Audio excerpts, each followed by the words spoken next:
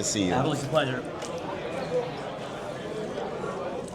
So I was just telling you before we got started, I try and vary the questions a little bit, but I'm always going to ask, can we get the story of the lanyards? The story of the lanyards, yeah. So I went to my first conference in 2016. It was in a library, back room, behind a hidden wall. But then when COVID happened, and COVID then came off in 2021, there was a very big push to have as many conferences as possible in as short amount of time to catch up. So there was 5 conferences going on at once in New York, and it just happened. You didn't want to have to figure out which badge was which. Exactly, because especially going through different buildings, you didn't know where you were going to be next, who you're going to be meeting with, and so it just became easier. You could probably just walk into any crypto conference on the planet with all of these and say it's in there somewhere. I probably could, but what's really awesome is not having that dick mentality. Right. I still actually pay for maybe 75% of my tickets. That's great. So, Manifest AI, could you give us the background on it? What's your 30-second elevator pitch about what Manifest is and what you all do? So the 30-second elevator pitch is we are sovereign compute. Not to be confused with decentralized compute, because we are an enterprise solution. We are foundational. We run 17 data centers currently around the world, and so that is what enterprise needs. We run SOC 2 ISO compliant facilities. We're even our utility token is MiCA certified.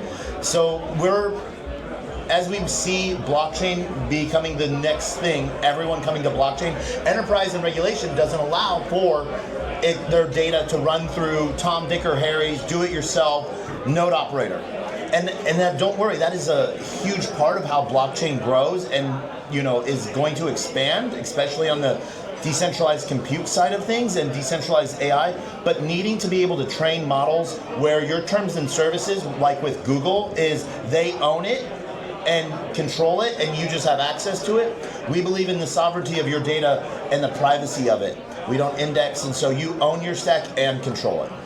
You, a minute ago, made a distinction between decentralization and sovereignty. Let's talk about that for a minute. I think the two terms often get conflated. That decentralization is sovereignty, and that sovereignty is decentralization. Where do you see the distinction, and how does that play into how you build Manifest? So a lot of that is it's verbiage, but in action at the base layer. So decentralized just means distributed in some aspects. And so we have distributed data centers. We have Australia, Singapore, Japan, Germany, UK. We have 11 across North America, 1 in Canada, or as I jokingly like to say, 12 in US. We'll get to the 50s first, So, but one of the really fun things in that is ownership. And so, as I was saying earlier, we see companies and corporations, they have private data.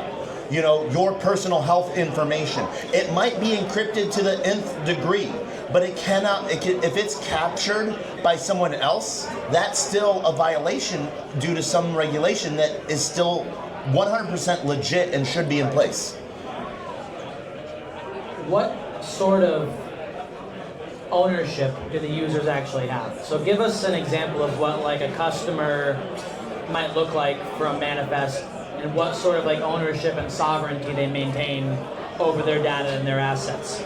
So where we run is we are not deploying software on the hardware. So it is we're running bare metal, Kubernetes, and storage.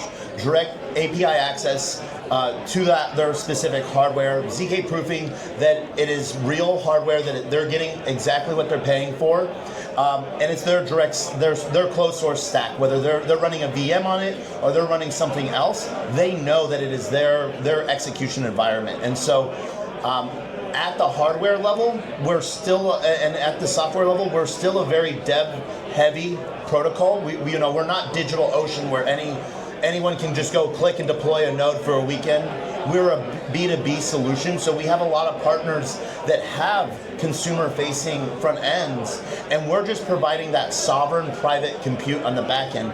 Projects that that are within our ecosystem, stuff like Morpheus, Think agents. Venice is also a partner of ours, as well as a huge list of projects. Our orchestrator agent company, Gember AI, works on the data flow, whether it needs to be private or public, so we can utilize other networks. Like one of our really big partners is Render, and everything that Render has been doing is they're just going leaps and bounds.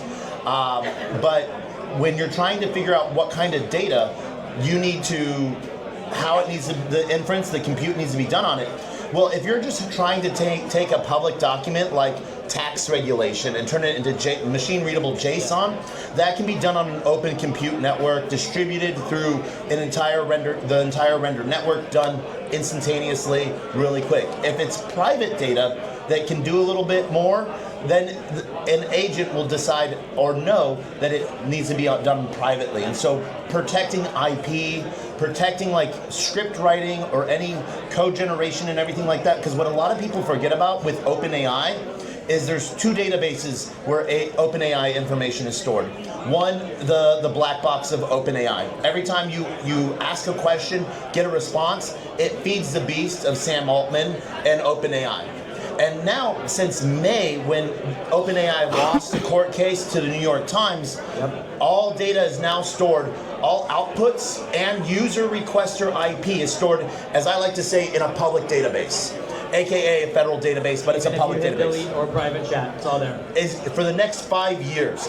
Whether you're asking about for a Glibby picture, you're asking about your toes, or what day of the week it is, what the output is, and who the IP of the requester of it. And so that's something that open source, and what we use is a POA module, proof of authority, where our data layer is Cosmos app chain, and that's just data centers talking to each other. So we're not a retail chain, we're data and privacy of that. And Cosmos really allows for that. We've been building for 5 years, so it's sort of awesome. So there's different levels of privacy. Let's just say I'm using Venice or Morpheus, which I do. I love what they're doing. What can you all see? Obviously, the compute is happening somewhere. Are you able to see what tokens were input and what tokens were output, and not link it to a customer? Can't see any of that. You can't see anything because it's not our tech stack. Okay. So like we can't data coming in, knowing that some data came in and some data came out just because of electricity usage. What that is, what it's going to be, don't know. Don't care. You can just see packets going in and out. It's just know that data is transferring, because it's the little flashing lights on every server, knowing that it's in use. That's about it on our end. And so that's where we work really heavy on the proof of authority side. And so it's one of those things where we have over $50 million worth of hardware. We're a Dell technology partner. Yeah, Dell gives that out to a lot of people, but not a lot in Web3. We're actually we're their entry point into Web3, working with a lot of different labs that are building deep-end protocols and hardware devices, where Dell wants to see, they have Dell interest in mind. Will it move the needle for them? But then take that out of the assembly line of the backyard mad scientist basement and assembly line that, and anyone can deploy via Dell Enterprise SKU. And that's how Web 2 institutional can partake into Web 3 at the same time. So it's very familiar to people. Got it. Before we got up here, you mentioned something pretty cool about your bunkers, your underground facilities. Can we talk about that for a minute? So we have 17 facilities that are active right now. We have 2 facilities, Patmos and Bedrock. They are 1970s Cold War era telecom buildings, subterranean, so they are EMP resistant. And shielded telecom fibers out. One of the really easy things that you can say about them, and they're nuke proof.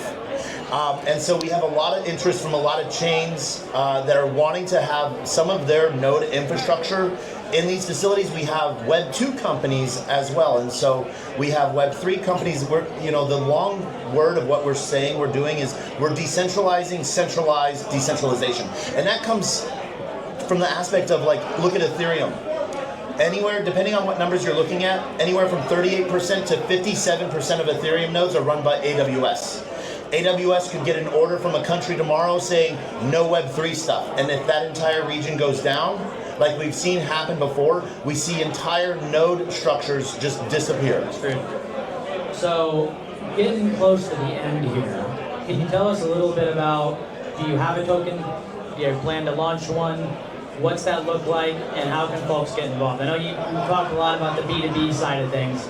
Is there any plans for B2C, or is there any way that people watching at home or in the audience today can get involved in Manifest? Yeah, so like I said, we've been around for about 5 years now. We did a seed round in 23, and then we ran a node program. We have about $50 million worth of hardware. We allow that to grow in phases because we don't want to oversaturate. We're not hyper-scaling, so our discounts that we give on services is because we're giving a customer exactly what they need in hardware, not what we want to give them and not the markup to it. So we're on average around 30 to 40% discount over AWS.